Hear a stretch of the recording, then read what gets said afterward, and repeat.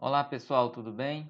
Vamos continuar aqui o conteúdo do terceiro ano com o capítulo 5 do livro de vocês, que se chama A Era Vargas. Nesse capítulo, galera, a gente vai estudar os 15 anos de governo do Vargas, desde a sua tomada do poder em 1930 até 1945, quando ele vai ser deposto, tá? Então, esse período aqui ele vai ser conhecido como Era Vargas. O Vargas ele ainda vai se tornar presidente mais uma vez, alguns anos depois, mas aí de maneira democrática. Ele vai passar por eleições e ele vai vencer. Aqui nesse capítulo a gente vai ver que desde a chegada dele ao poder, nenhuma das vezes ele chegou de maneira democrática, tá? Então vamos conferir aqui, ó. Capítulo 5, Era Vargas. A gente começa o capítulo sempre com uma imagem, tá?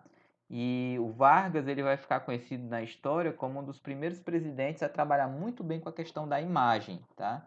Então ele tinha um departamento de imprensa e propaganda, no qual a imagem dele sempre era muito associada às conquistas sociais, né, que o governo disponibilizava para os trabalhadores. A gente vai já entender como é que se deu todo esse processo aqui e da criação desse populismo varguista, tá?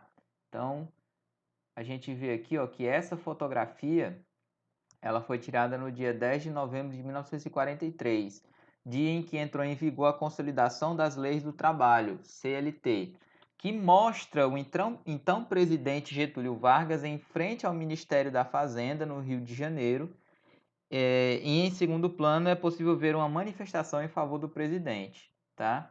Então era extremamente comum nesse período que as pessoas se reunissem para homenagear o presidente pelas conquistas que ele tinha dado aos trabalhadores. A gente vai já entender como é que tudo isso aconteceu. Vamos começar aqui, ó. No final da década de 1920, a população brasileira estava descontente com o governo das oligarquias. Lembrando, oligarquias faz referência desde lá da Grécia Antiga, que quer dizer governo de poucos.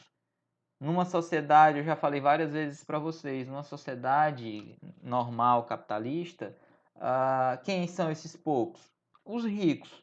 Sempre você vai ter uma grande diferenciação na sociedade em que a maioria da população é pobre e que a pequena minoria são os ricos. Então, são essas pessoas com poder econômico, com poder aquisitivo, é que vão tomar conta dos governos. E no Brasil, na década de 1920, a gente estava vivendo a Primeira República e essas oligarquias tomaram o poder, tá? Continuando, ó, que era comandado basicamente pelos grupos ligados à exportação de café. Lembrando da história do Brasil, o Brasil, desde a sua fundação, começou a apostar na monocultura de algum produto, tá? No começo vão extrair o pau-brasil, mas era apenas extrativismo, depois a monocultura começa com açúcar e depois ela passa para o café. Então, no começo do século XX aqui no Brasil, essa monocultura do Brasil estava toda concentrada em cima do café. Continuando. Entre os grupos descontentes havia militares, membros das camadas médias urbanas e grandes proprietários rurais, cujas atividades não estavam ligadas à produção cafeeira e, portanto, não compartilhavam dos privilégios de correntes da política de proteção à cafeicultura. Com a Grande Depressão de 1929, que a gente viu na aula anterior, que gerou uma crise mundial e uma brusca redução nas exportações brasileiras de café, os conflitos na sociedade brasileira se agravaram.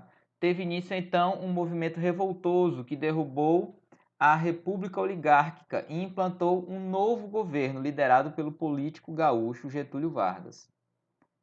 Então aqui nessa unidade a gente vai ver como é que se deu essa chegada do Vargas ao poder, tá? Aqui é um resumo, tá, galera? Tem aqui, continua aqui as imagens lá dessa manifestação em favor do presidente, e aqui a gente vai ver o começo, tá? Primeiro a gente tem que entender como era essa sociedade brasileira na década de 1920, tá? Vamos lá, ó.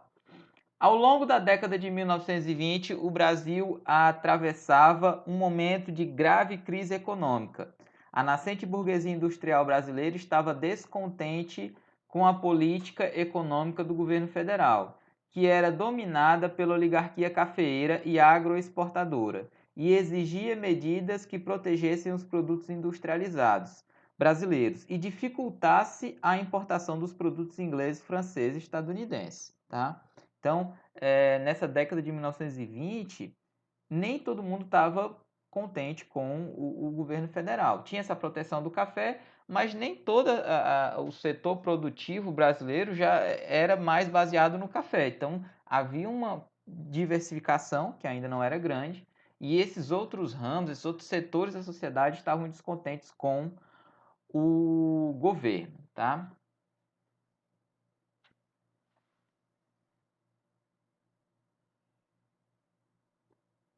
Continuando aqui, a população urbana. Nesse contexto, a sociedade brasileira moderna e urbana era formada por grupos distintos, como industriais, comerciantes, profissionais liberais, militares e operários. Esses grupos passaram a lutar por maior participação política e pelo direito de participar das decisões econômicas. Então, de novo, a gente tem que entender, galera, que nesse contexto aqui do Brasil na década de 1920, quem era que tinha participação política? As pessoas que eram ligadas à cafeicultura. Então, eram grandes barões, donos de terras no interior de São Paulo, Rio de Janeiro, que conseguiam ter uma influência.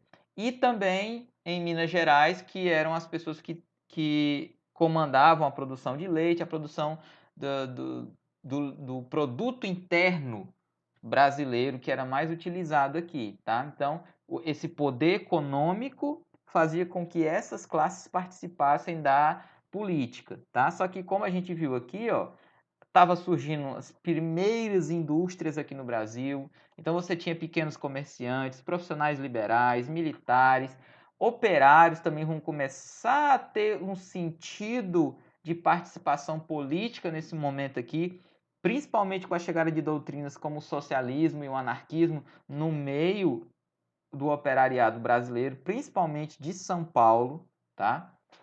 Então isso fez com que essas classes começassem a querer lutar para poder ter participação política. Continuando aqui, ó, industriais e classes médias urbanas. Os industriais brasileiros buscavam o apoio do governo para dinamizar e incentivar a fabricação nacional de produtos como tecidos, calçados, chapéus, alimentos, implementos agrícolas, entre outros. As classes médias urbanas, por sua vez, eram formadas principalmente por comerciantes, funcionários públicos e profissionais liberais. Ao alcançar maior poder aquisitivo, elas passavam a reivindicar também maior participação política. Então, aqui ele fala que você vai ter esses novos industriais brasileiros que vão começar a ter um poder aquisitivo maior e por isso vão querer também as benesses do governo e vão querer se meter no meio político. E também as classes médias urbanas, né? Comerciantes que vão começar a ganhar mais dinheiro, funcionários públicos, chamados profissionais liberais. Então, essa galera toda estava descontente com essa estrutura de que apenas os cafeicultores e pessoas ligadas à produção de leite em Minas Gerais tinham essa participação política, tá? A gente tem aqui uma foto, tá, galera, da época, ó, fotografia de 1921, que retrata pessoas da classe média visitando a linha de montagem de uma fábrica de veículos em São Paulo. Então a gente tem que entender que nesse período aqui, um automóvel era algo extremamente caro. Eu já falei isso várias vezes para vocês nas aulas. Toda tecnologia, quando ela é nova, ela é extremamente cara. Se hoje em dia um automóvel ele ainda é caro, ele não está disponível para a grande maioria da população, imagine nesse período aqui que ele era uma tecnologia nova. Então a gente dá para entender que essas pessoas que estão visitando aqui essa fábrica, elas com certeza têm um poder aquisitivo muito bom para esse período, tá? Porque era o período em que os carros eram uma novidade no Brasil. Já existiam no mundo há algum tempo, mas no Brasil ainda era uma grande novidade tecnológica. Continuando, a outra classe social que começa a tomar consciência de que deve ter participação política, os operários. Os operários se organizaram em sindicatos para exigir melhorias nas condições de trabalho. Eles passaram a promover greves para reivindicar a diminuição da jornada de trabalho, melhores salários, férias, 13º salário, melhorias nas instalações das fábricas e regulamentação do trabalho infantil. Então, da onde que vai surgir a ideia de que essas coisas aqui são opressoras contra eles? Tá? Essas coisas aqui, eles já sofriam há muito tempo, só que essa consciência de classe aqui, ela vai começar a chegar para esses operários quando eles tiverem contato com as doutrinas socialistas e comunistas, que vai mostrar para eles como eles eram oprimidos, tá? Então aqui a gente tem uma fotografia, ó, operários em frente a uma fábrica de tecidos na cidade de Salto, São Paulo, por volta de 1920. Continuando, tínhamos também, nesse período aqui, os ex-escravos. A gente tem que entender que a abolição da escravatura ela acontece em 1888, sem nenhum tipo de organização política por parte dos governantes brasileiros. Simplesmente decretaram a Lei Áurea, decretaram a abolição e deixaram essas pessoas jogadas na sociedade brasileira. Vamos ver aqui, ó. Cerca de 3 décadas após a abolição da escravidão no Brasil, os escravos e seus descendentes continuavam sofrendo discriminação. Nas cidades, muitos deles exerciam trabalhos domésticos, nas casas das antigas famílias escravocratas. Trabalhavam também como ajudantes na construção civil, prestavam serviços nas ruas ou atuavam como vendedores ambulantes. Nas fábricas, eles tinham grande dificuldade para conseguir um emprego, pois a maioria dos contratados eram imigrantes europeus. A gente tem que entender, galera, que isso daqui foi um projeto. Isso aqui foi um projeto brasileiro de embranquecimento da população, em de tentar exterminar essa população ex-escrava, fazer com que ela não tivesse como ter condições de vida. E ela, mesmo assim, ela foi sobrevivendo e se mantendo. Então, por exemplo, as novas fábricas em São Paulo ou as lavouras de café no interior de São Paulo e Rio de Janeiro, eles tinham a prioridade de contratar imigrantes europeus nesse projeto de colocar o descendente de escravo aqui no Brasil, descendente de africanos, fora da nossa sociedade, tentar excluir ele de todas as maneiras. Então aqui a gente tem outra fotografia, galera, ó, fotografia tirada por volta de 1920, retratando afro-brasileiros e imigrantes que trabalhavam na construção civil no Rio de Janeiro, tá? Então, continuando. Além deles, a gente tinha a população rural.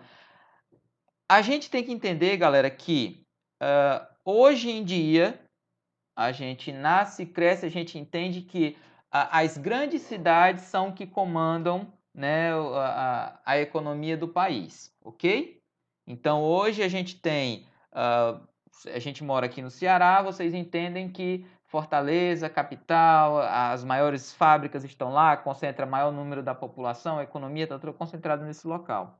Mas nesse período aqui, na década de 1920, começo do século XX aqui no Brasil, ainda se tinha os resquícios da época do Império, onde a população rural, né, ela sofria e ela era comandada pelos senhores de terras. Tá? Então, as pessoas mais ricas, geralmente, elas moravam no meio rural, porque era lá que elas tinham as suas lavouras de café ou outro tipo de produto, e muitas vezes eles na cidade tinham apenas uma moradia assim de férias, para passar fim de semana e alguma coisa do tipo, tá? Então vamos ver aqui, ó, população rural.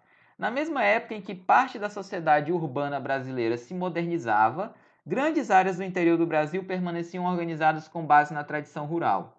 Veja a seguir alguns grupos sociais que formavam a sociedade tradicional. Os coronéis. As oligarquias locais, cujos principais representantes eram os coronéis, dominavam o cenário político das regiões interioranas do país. Por exemplo, no Nordeste, os coronéis eram grandes proprietários rurais que dominavam a produção da cana-de-açúcar e de cacau. No Centro-Oeste, eles eram grandes pecuaristas.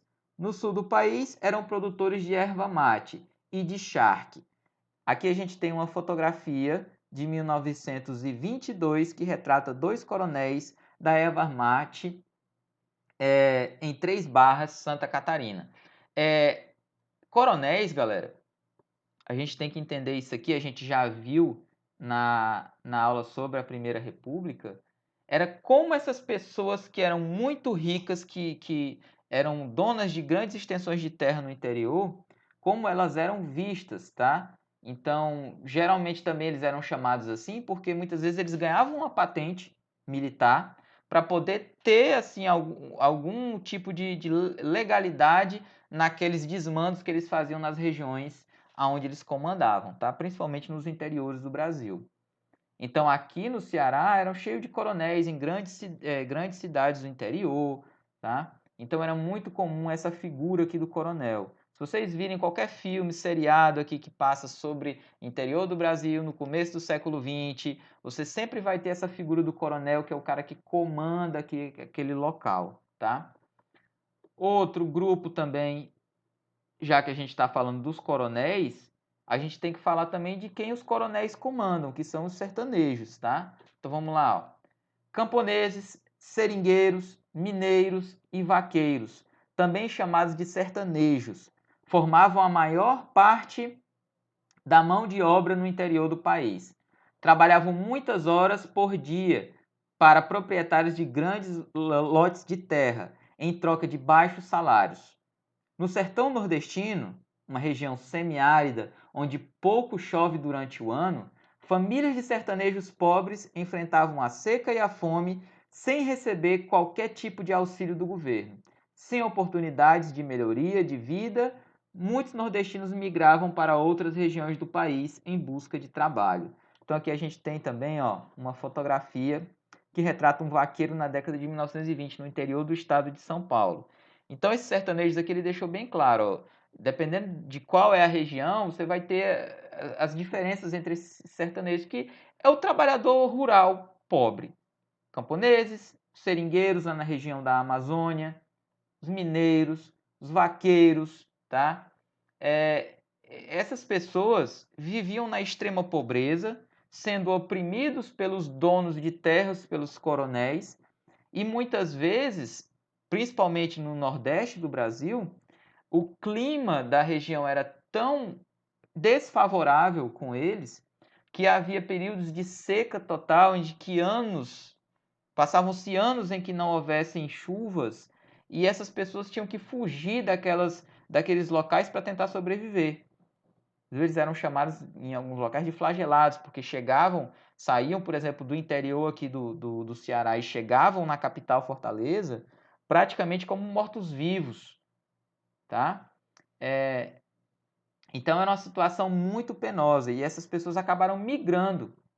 A migração de nordestinos para o resto do Brasil ela foi muito grande. A gente vai ver mais para frente que nordestinos foram parar na região da Amazônia, quando lá aumentou a extração da borracha, foram para a Amazônia, para o Acre, ok?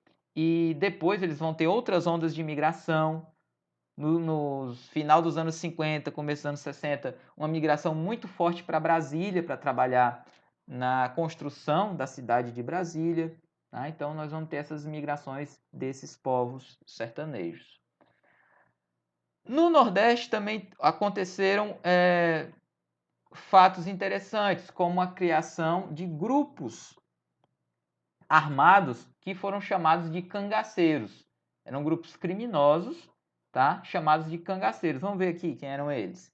Os cangaceiros eram pessoas que se revoltavam contra a opressão dos coronéis e passavam a viver na ilegalidade, assaltando e saqueando fazendas e cidades do sertão nordestino. Eles eram apegados aos seus códigos de honra e muitos deles ajudavam os necessitados, conquistando grande prestígio popular. Apesar dos esforços do governo, a polícia tinha grande dificuldade para combater os cangaceiros, pois eles eram bem armados e tinham grande conhecimento da região onde atuavam, além de muitas vezes receberem a ajuda da população local. Com certeza vocês já viram algum traço da nossa cultura popular que fala sobre os cangaceiros, tá? Já devem ter visto em filmes, em seriados, né? Aqui no Nordeste, no Ceará, é muito comum a questão daqueles livrinhos que falam sobre a história dos cangaceiros, né? Os cordéis que são versados exaltando a figura de alguns cangaceiros, onde o principal deles que é exaltado é o Lampião. Só que não era bem assim essa visão total. Claro, em alguns locais a população poderia ajudar eles, porque, como ele diz aqui, em alguns locais eles ajudavam os necessitados. Mas em outros também eles promoviam massacres, assaltos, né? Estupravam, degolavam as pessoas. Então essas pessoas elas recorreram à criminalidade, tá? Isso aí é um meio comum já no meio acadêmico de que os cangaceiros foram pessoas que recorreram à criminalidade como uma forma de revolta da opressão dos coronéis, tá? Não é uma questão de justificativa, é uma questão de que eles escolheram esse caminho, né? Ao invés de viver sobre a opressão, eles acabaram se tornando criminosos, tá? E muitos deles acabavam até se aproximando de figuras religiosas, como foi o caso do Padre Cícero aqui no Ceará. Vamos ver aqui, ó, líderes religiosos. Nas regiões do interior do país, os líderes religiosos exerciam grande influência sobre a população e ocupavam uma posição de destaque na sociedade. Esses religiosos muitas vezes faziam a intermediação entre a população pobre e os grandes proprietários rurais, levando até eles as reivindicações dos trabalhadores. A gente vê aqui, galera, uma foto do Padre Cícero, né, de 1924, em Juazeiro do Norte. Ele foi um dos principais líderes religiosos do Nordeste brasileiro. Certo, o Padre Cícero foi um dos grandes líderes religiosos do Brasil, até hoje ele é muito conhecido. Aqui no Ceará ele é muito reverenciado, tá? Principalmente na região ali de Juazeiro do Norte. Agora, ele também é pouco explorado o fato de que ele era também um grande líder político. Ele tinha contato direto com as lideranças políticas daquela época, tá? E ele trabalhava junto com muitas dessas lideranças políticas, fazendo com que eles tivessem sucesso nas suas empreitadas, tá? Então ele tinha esse poder de convencimento da população, tá? Continuando, ó, o fim da Primeira República. Na década de 1920, o governo das oligarquias cafeeiras se enfraqueceu, pois suas decisões políticas e econômicas provocaram grande descontentamento em diferentes grupos sociais brasileiros. Entre esses grupos estavam os operários e também as camadas médias urbanas, formadas por profissionais liberais, pequenos comerciantes, funcionários públicos e militares de baixa patente, como tenentes. Além desses grupos, havia vários latifundiários que também estavam insatisfeitos com o governo, principalmente os produtores de açúcar e de cacau no Nordeste. Aqui, galera, um traço comum que aconteceu em algumas regiões, em algumas épocas, em épocas da história política brasileira, que quando um regime político está perto de acabar, foi porque ele começou a desagradar certos setores, certas camadas da sociedade brasileira que tinham muito poder. Então a gente viu isso no fim do período monárquico brasileiro. Você vai ver ali no fim do Império Brasileiro, o Império Brasileiro desagradava aos produtores de café, desagradava aos militares, desagradava à igreja, e essas três principais forças da política brasileira se articularam para dar o golpe de Estado da proclamação da República, tá? Então, aqui nesse momento, você tinha os cafeicultores enfraquecendo, que eram a base dessa estrutura de poder aqui nesse momento, e os outros grupos que estavam se fortalecendo e por isso lutavam pela participação política, tá? Continuando. A partir de 1927, por causa da grande produção, houve uma queda no preço do café. Para tentar estabilizar os preços, os grupos agroexportadores que estavam no poder e dirigiam uma política governamental de proteção ao café compravam e estocavam os excedentes do produto. No entanto, essa política era duramente criticada pelos grupos econômicos e sociais que não estavam ligados à cafeicultura e que não recebiam incentivos governamentais para investir em outras atividades econômicas. Basicamente, o que começava a acontecer? A partir de 1927, né, começaram a acontecer crises de superprodução. Lembrem, se a gente lembrar da aula passada que falou sobre a Grande Depressão nos Estados Unidos, um dos fatores que fez com que a crise econômica chegasse em 1929, olha só, 2 anos depois desse período aqui, lá nos Estados Unidos, foi a superprodução. Eles ainda não tinham uma consciência dessa dinâmica do capitalismo, em que você precisa ter um mercado consumidor para os seus produtos que são produzidos, tá? Então, por exemplo, eu não posso, se eu tenho 1.000 pessoas no local, eu não posso produzir, sei lá, eu vendo sapatos, eu não posso produzir 13.000 sapatos, pois só tem 1.000 pessoas, onde é que eu vou vender esses outros restantes desses sapatos, tá? Então não havia um estudo completo ainda nesse período de como era que funcionava o capitalismo. E com uma superprodução, eu expliquei também essa outra regra para vocês do capitalismo. Se tem muita oferta do produto, o preço dele cai. Então, o preço do café, na teoria, era para baixar muito nesse período, porque tinha muita oferta de café no mercado. Só que o governo, como protegia os produtores de café, já que o governo, nesse período a gente tem que lembrar, estava vivendo o período da política do café com leite. 4 anos era um político paulista, 4 anos um político mineiro. Então eles davam um jeito de proteger o café. E uma dessas proteções que o governo fazia era, tinha a superprodução, o governo ia lá e comprava os estoques de café dos cafeicultores, tirava esse café do mercado, porque tirando ele do mercado, o que fazia o preço baixar? A grande quantidade de café que tinha. Era um produto comum, tá? Então ele tirava esse café, estocava para que o preço do café continuasse o mesmo e não desse prejuízo financeiro para os cafeicultores. Quem é que ia ficar com esse prejuízo? O governo, que comprava um café caro e estocava ele. E em muitas vezes, o governo ele vai acabar tomando a ação de queimar o café, incinerar o café, só para não deixar esse café no mercado, para ele não encarecer, não baratear o preço e não dar prejuízos para os cafeicultores. Claro, isso aqui, quando chegar a esse extremo, na verdade isso aqui vai acontecer mais com o Vargas, porque o Vargas, quando ele chegar ao poder, ele vai acabar fazendo isso, tá? Mas aqui eles fazem essa estocagem do café. Continuando, outro movimento que aconteceu nesse período aqui foi o tenentismo. Vamos ver o que foi isso. Ó. No início da década de 1920, jovens oficiais do Exército, a maioria proveniente das classes médias urbanas, organizaram uma série de levantes militares que ficou conhecida como tenentismo.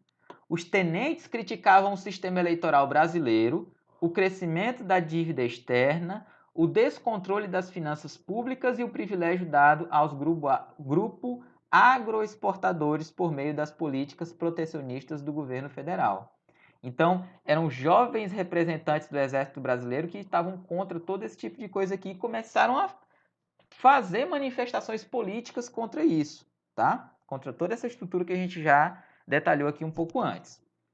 Eles desejavam reformar as instituições republicanas, principalmente por meio da centralização do poder executivo e da defesa do nacionalismo, uma vez que consideravam os grupos oligárquicos dominantes como representantes do imperialismo no Brasil.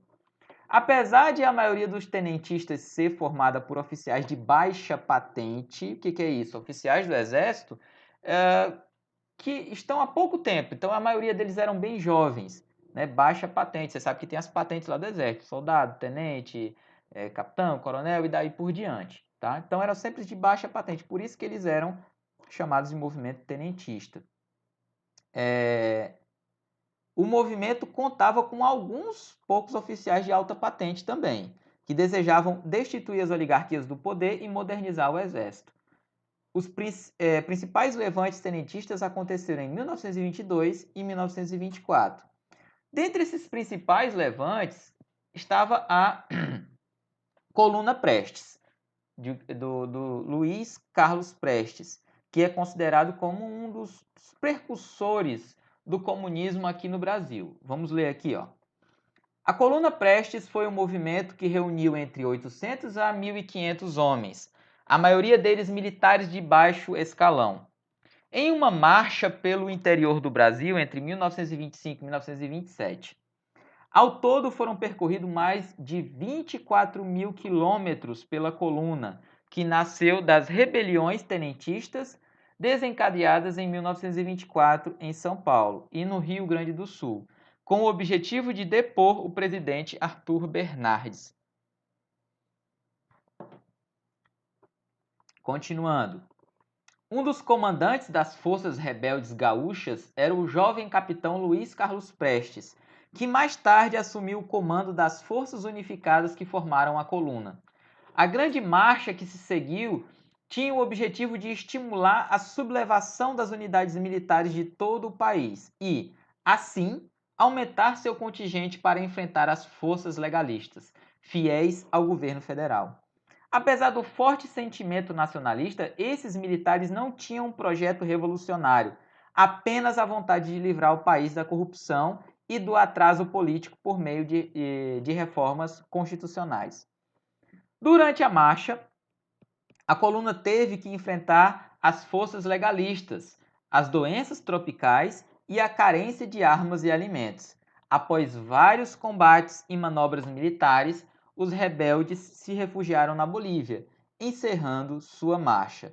Então, galera, esses movimentos aqui, como a Coluna Prestes, eles serviram primeiro para dar esse caráter meio que revolucionário para esses militares de baixa patente aqui do Exército Brasileiro. Eles tinham um sentimento de mudança, de revolução, tá? E muitos deles, eles começaram a ter contato com o comunismo, com o socialismo e começaram a nortear essas suas ideias. O Prestes ele vai ser uma figura muito importante na história do Brasil, não nesse momento aqui, mas mais para frente, porque ele vai organizar outras revoltas aqui no Brasil e ele vai ser muito importante em outros momentos, lutando contra o governo do Vargas em alguns momentos, vai ser perseguido pelo Vargas, e depois que o Vargas sair do poder, eles também vão se tornar aliados. Então, vai ser uma figura muito importante aqui na história política do Brasil. Continuando, galera. A República Oligárquica em crise. Na sucessão presidencial de 1929, ocorreu um desentendimento entre as oligarquias paulistas e mineira. Os mineiros esperavam a indicação de seu governador, Antônio Marcos, como candidato à presidência da República. O presidente Washington Luiz, porém, indicou Júlio Prestes, governador de São Paulo, como candidato oficial. Vamos lembrar aqui aquela estrutura da política do café com leite. Era um acordo que se tinha entre São Paulo e Minas Gerais, que a cada 4 anos um grupo ajudava o outro a se eleger. Então, se está eleito agora um presidente paulista, o próximo vai ser o mineiro e daí por diante. Quem é que quebra com essa estrutura? Em 1929, nas eleições de 1929, os paulistas quebram com essa estrutura. Então, ficou bem claro aqui que a estrutura era que um mineiro iria assumir, tá? Só que eles quebraram essa estrutura e o presidente atual da época, ele indicou um outro paulista para suceder ele. E isso vai gerar um conflito entre essas famílias oligárquicas que comandavam o poder aqui no Brasil.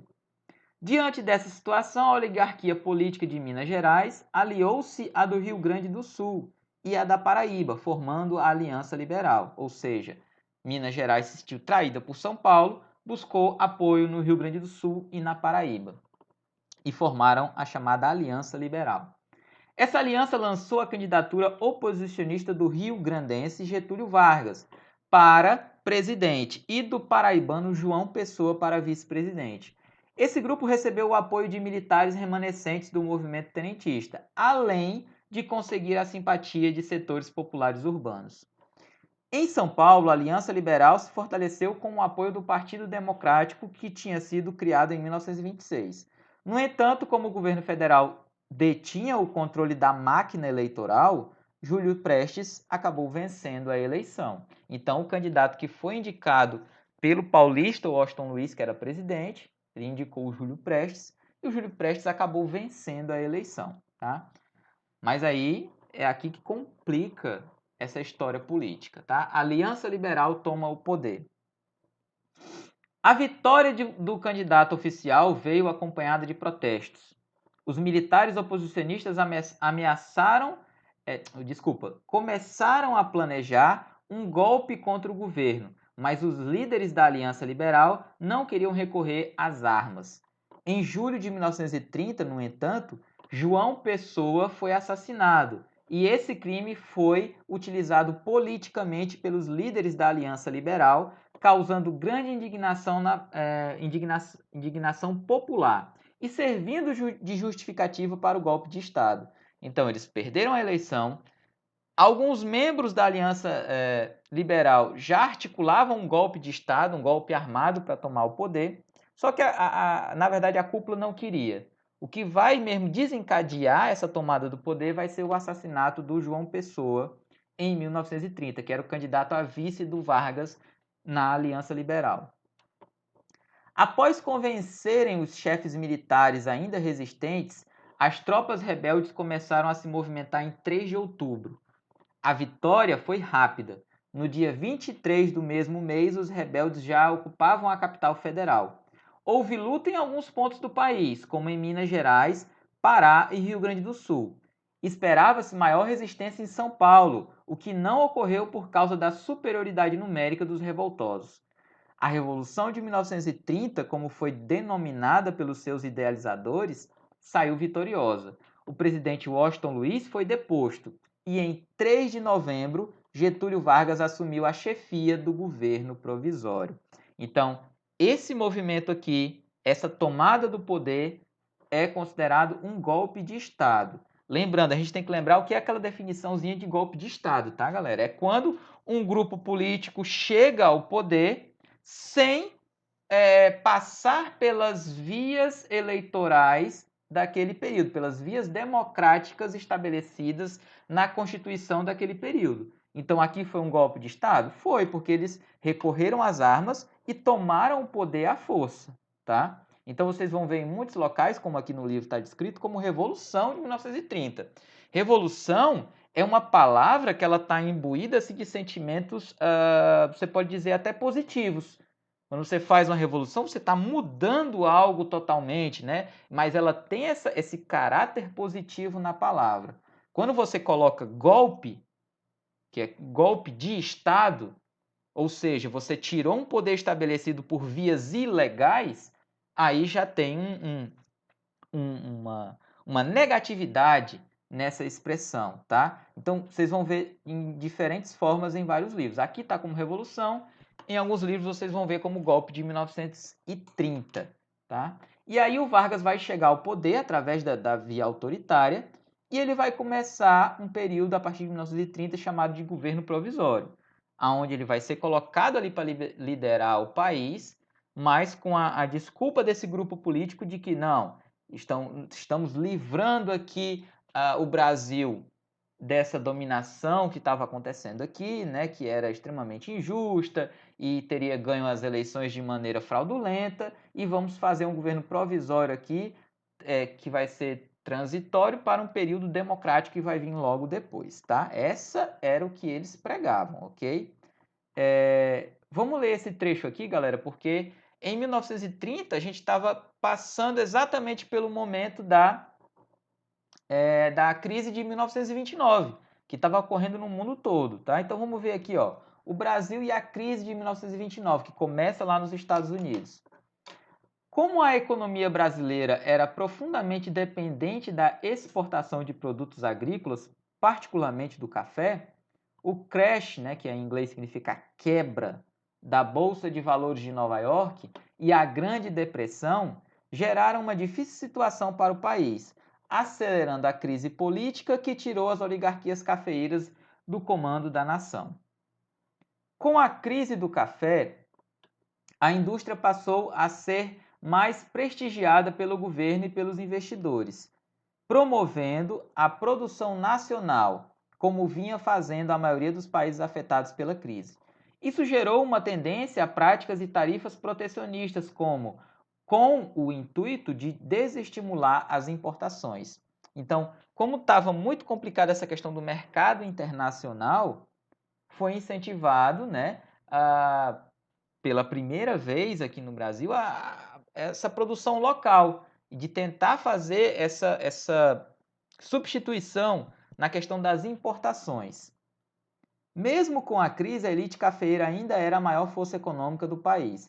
Assim, o governo de Getúlio Vargas buscou socorrer os cafeicultores, ao mesmo tempo em que procurava contornar a crise financeira investindo nas indústrias. Ele tomou medidas para conter o excesso de produção, proibindo novos plantios e comprando os estoques para evitar a queda dos preços do café. Então, durante essa crise econômica, como eu falei, o Vargas, apesar de ter lutado contra essa elite cafeicultura aqui no início para poder chegar ao poder, quando ele chega no poder, ele sabe que a riqueza do Brasil vem do café. Então ele tinha que manter esses grupos satisfeitos, porque, como a gente viu antes, todos os poderes estabelecidos aqui do Brasil, eles caíram justamente quando perderam o apoio político dessas forças econômicas muito fortes. Então, como eu falei antes, ele vai começar uma política de proteção do café, chegando a comprar grandes estoques de café e, em alguns momentos, até mandando incinerar o café para que o preço dele não diminuísse no mercado, tá? Então aqui a gente tem uma fotografia da época, fotografia que mostra Getúlio Vargas no Palácio do Catete, no Rio de Janeiro, dias antes de tomar posse do governo provisório em 1930. Então aqui o Vargas, tá? E lembrando que, galera, começo do século XX, capital do Brasil ainda era Rio de Janeiro. Brasília só vai ser criada em 1960, ok? E aí, galera, a partir de 1930, de fato, aí começa a Era Vargas, ok? Então, a gente vai ficar hoje por aqui de conteúdo, tá? A gente viu todo esse prelúdio aí do que vai ser a Era Vargas, né? O que gerou essa Era Vargas, e aí, de fato, na próxima aula a gente começa com o governo provisório.